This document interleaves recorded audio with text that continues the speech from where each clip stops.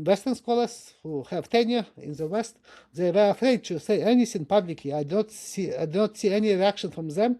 Even so, they know that this is like a Nazi collaborator who was involved in this, and his organization was involved in mass murder of Jews, Poles, and Ukrainians. But they are afraid to do this, to say publicly anything, because of this kind of situation. So you have kind of now basically a censorship and self-censorship by many scholars who are afraid to talk about these issues.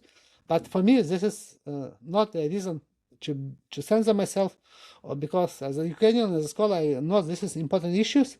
Just and if you don't talk about them, this would have much more negative impact. And one example of this, that far right in Ukraine, in Maidan massacre in Ukraine, which took place in 2014.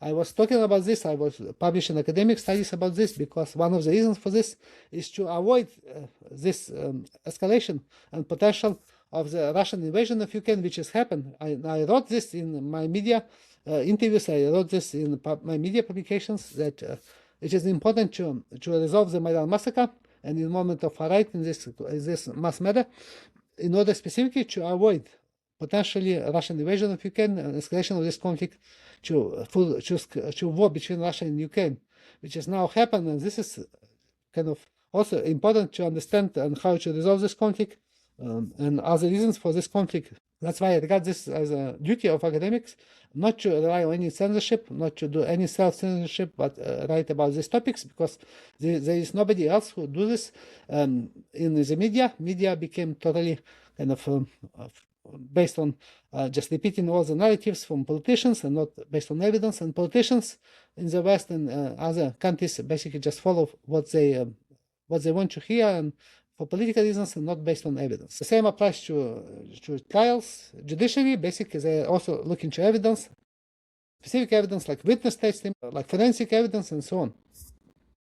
And researchers in social sciences in a conflict in Ukraine need to do the same.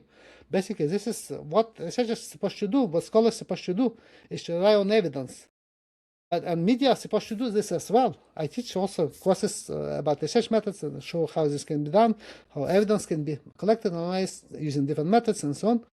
But now, a lot of media, basically most media abandon this duty, and they're not looking to evidence, they're looking to politics and repeat what just politicians say, without any changes, just any determination if this is correct or not, if this is supported by evidence or not.